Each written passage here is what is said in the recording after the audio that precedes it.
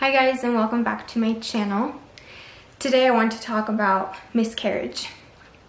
I had a miscarriage just over 3 years ago, and today my baby would be 3 years old.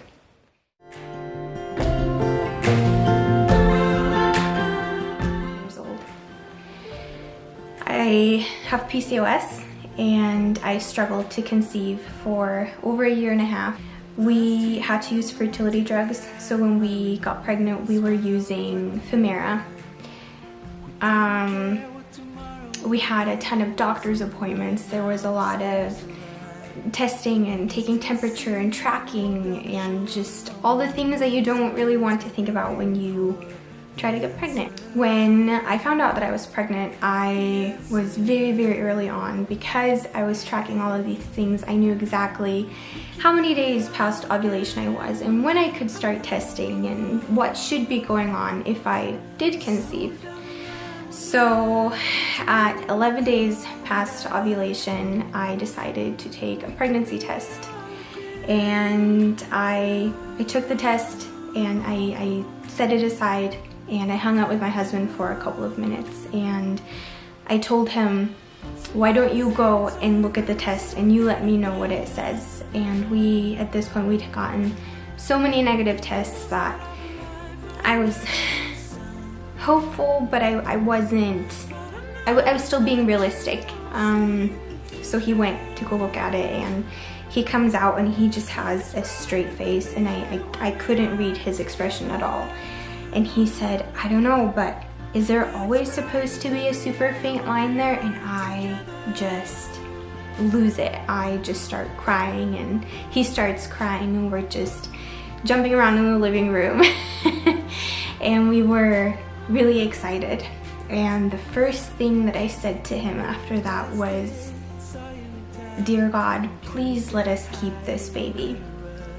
And I never thought anything about miscarriage. I never thought I might have a miscarriage in the future. At this point, I was just happy we'd gotten a positive pregnancy test, because we'd been struggling for so long that I figured once I saw that positive, we were gonna be fine. And so we were so excited. We went to Target and Walmart and we bought baby clothes, and we got books that told us how the baby was developing, and we were just really looking forward to finally having our baby. So I called my fertility specialist and I let him know I got a positive. The earliest that he wanted to see me was around six weeks and a couple of days. So we waited, everything was fine. I started getting back pain, I was very tired. I didn't really start to get a whole lot of nausea, but it was a little bit here and there, nothing too crazy. And so finally I was 6 weeks and 5 days along, and we drove 2 hours away to this fertility specialist's office. And we were super excited. We were taking pictures in the office, we were filling out the paperwork, and I changed into this gown and they bring us into this small room where they do the ultrasound. And the fertility doctor came in along with a student. They asked if the student could perform the ultrasound, and at this stage they do an internal ultrasound because the baby's still so small that they really want to get a good look at what's going on.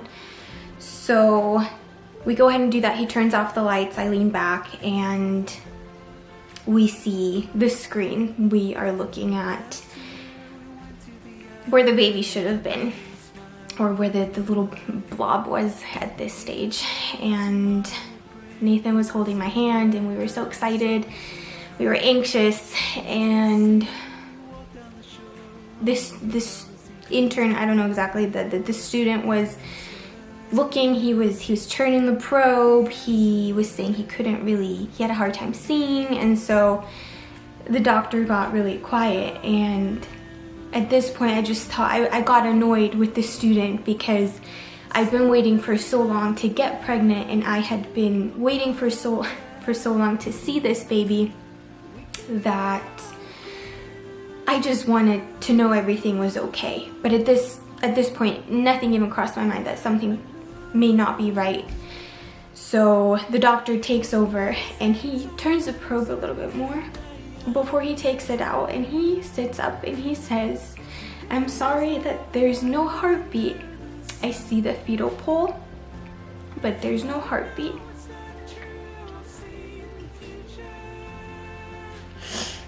And I told myself I wasn't gonna cry. It's been 3 years and I still get really emotional.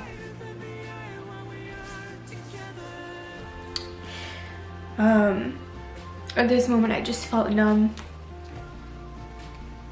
like I was in a dream. And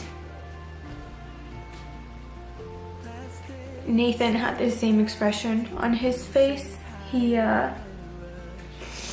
just froze, and we just held hands, and the doctor told us that he was going to give us a minute for me to get dressed and to come into his office after. And so we did, and he said that it was nothing that we could have done. It was just a chromosomal abnormality, and that a lot of women experience miscarriages. But it was good news that we were able to get pregnant, and now we knew what we needed to do. And we went to go check out, but I couldn't look at anyone. I just needed to be alone. So Nathan did all the paperwork, and we got into the car and we drove home. We took that 2-hour car ride in complete silence, and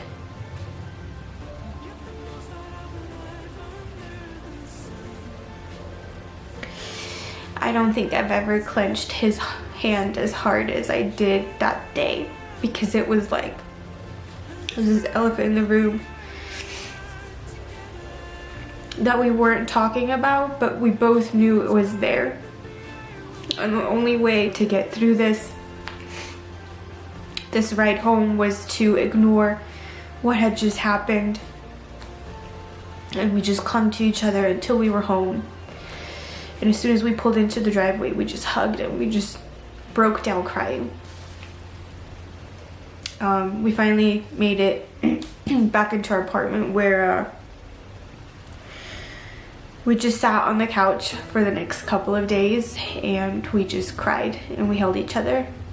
I called my mom and I asked her to Skype with me, and so we did, and I told her that I'd lost the baby.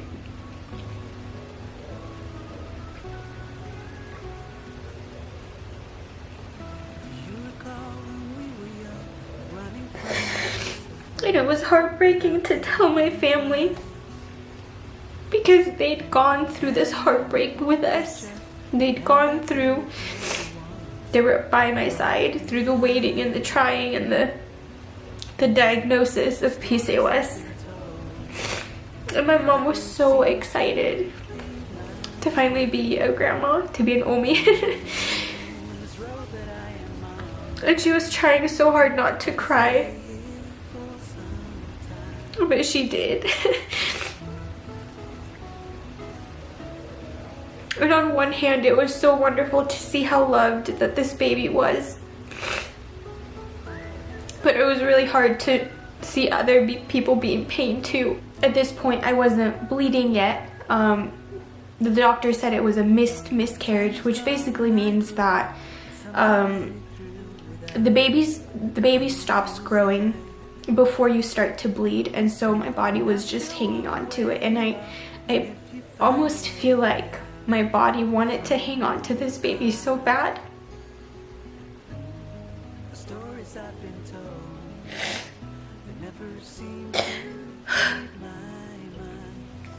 I feel like my body wanted to keep this baby so badly that it just wouldn't let it go. And a few hours after we came home, I actually did start to bleed on my own.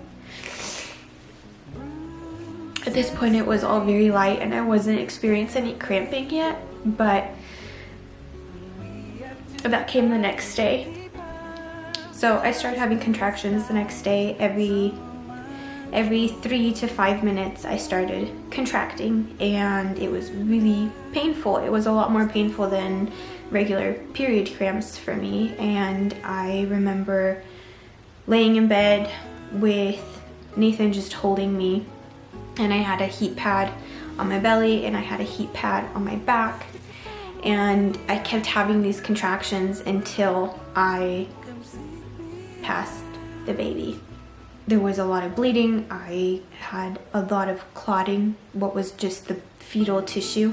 And as soon as that was over, the contractions stopped, and I was still cramping, but it wasn't anywhere nearly as bad as the actual contractions were. The bleeding took about 2 weeks, and I was back to normal, and we were able to start trying again. But what I wasn't prepared for was the emotional toll that it took on me. Obviously, everybody grieves a miscarriage differently. But to me, it was something that I never thought much about until I experienced it. As soon as you see that positive pregnancy test, your whole life changes. And for me, that love was instant.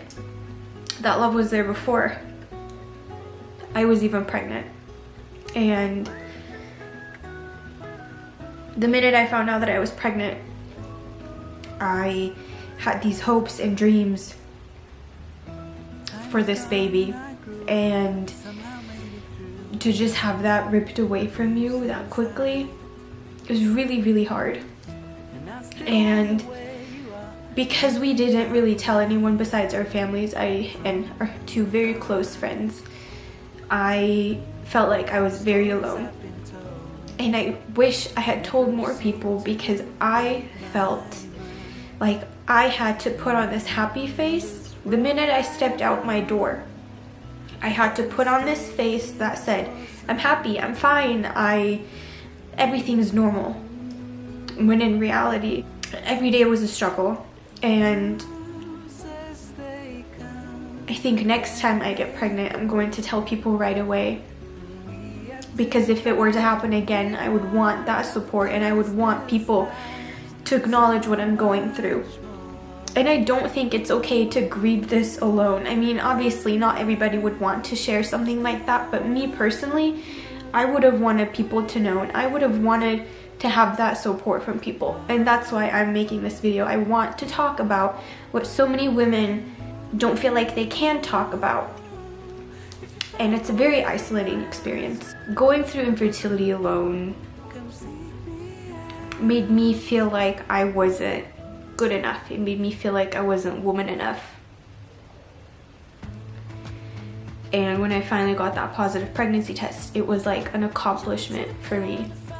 And so when I lost this baby, I felt like I had failed. And I know that it was nothing that I did, but you still wonder, like, even if you logically know that it wasn't anything you did, you still wonder what you could have done differently. And I remember when I finally got pregnant, I was so thankful. And I remember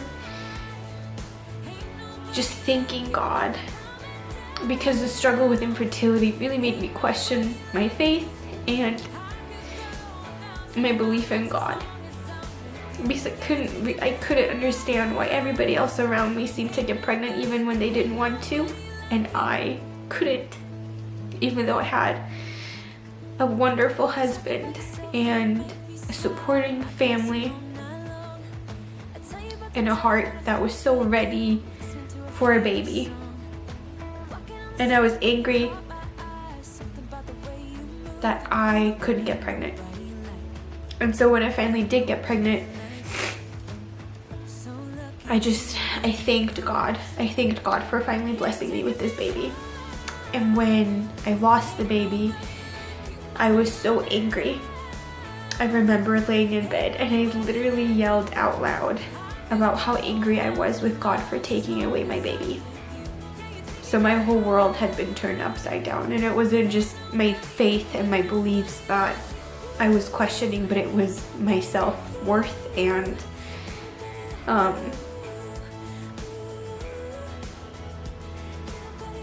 just me in general. I wasn't happy with what I was seeing in the mirror anymore. I remember looking in the mirror after doing my makeup, and I just felt like there wasn't enough makeup in the world to make me feel prettier.